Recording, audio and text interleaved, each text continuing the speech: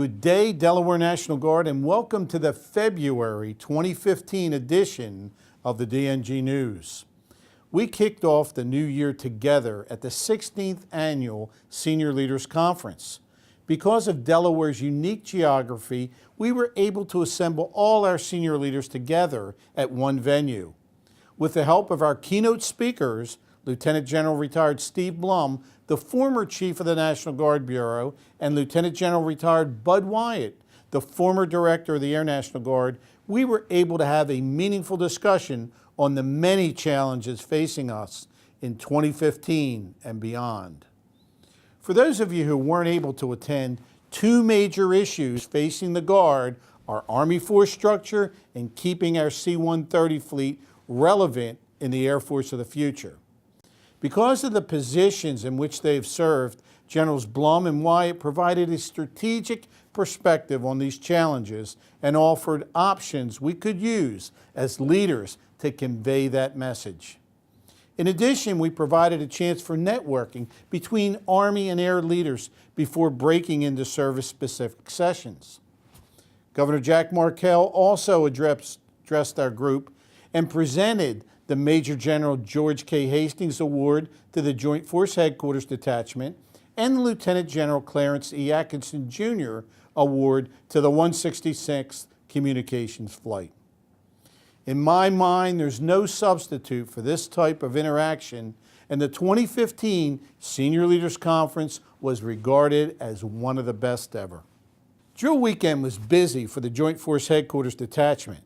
Not only did they receive the Hastings Award for training excellence, but they experienced a change of command.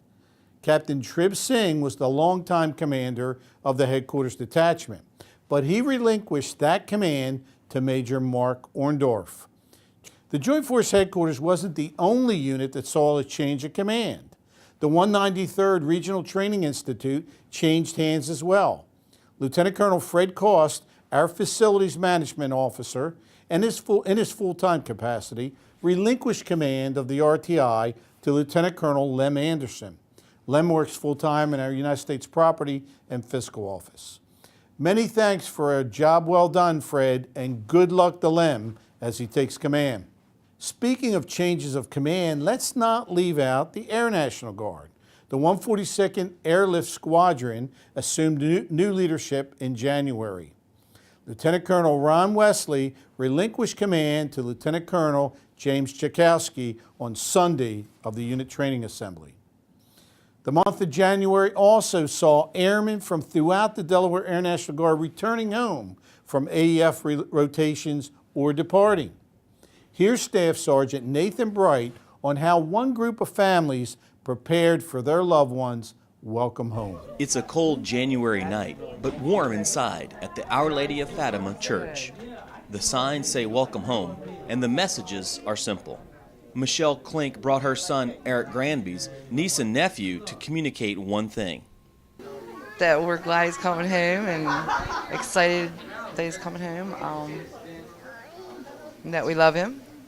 But the event had another message to send.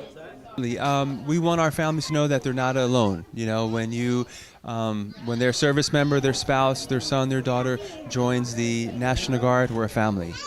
The chaplains group spearheaded the idea of bringing families of deployed airmen together for food and activity.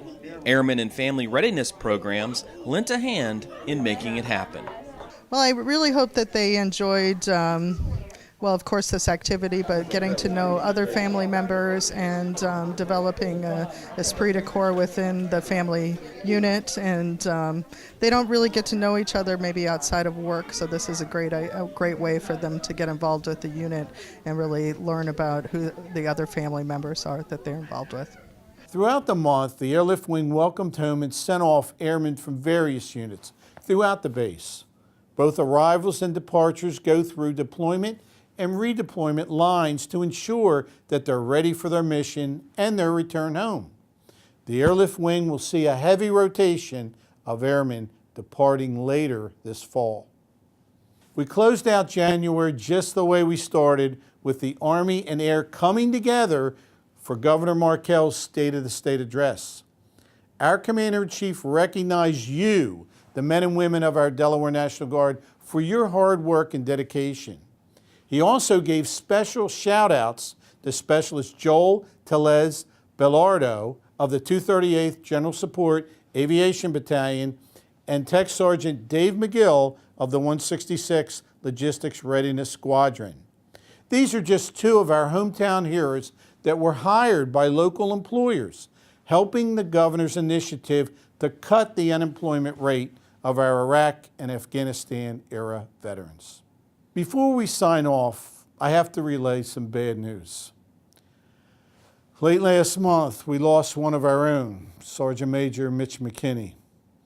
Mitch served as the Joint Force Headquarters First Sergeant before his passing and was promoted posthumously to the rank of Sergeant Major. If you're in the Delaware National Guard, there's a good chance you knew and served with Mitch. He was a strong leader, a hard worker, excellent mentor, and a good friend. Because Mitch touched so many, his passing is difficult for many.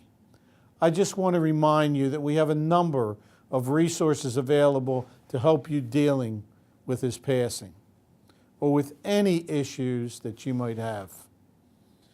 At the end of this video, we'll run a scroll of the resources available and points of contact. So please take advantage of these resources in helping you grieve or cope. Thank you for all you do for our community, our state, and our nation. May God bless you and your families and those deployed in harm's way, and may God continue to bless these great United States of America.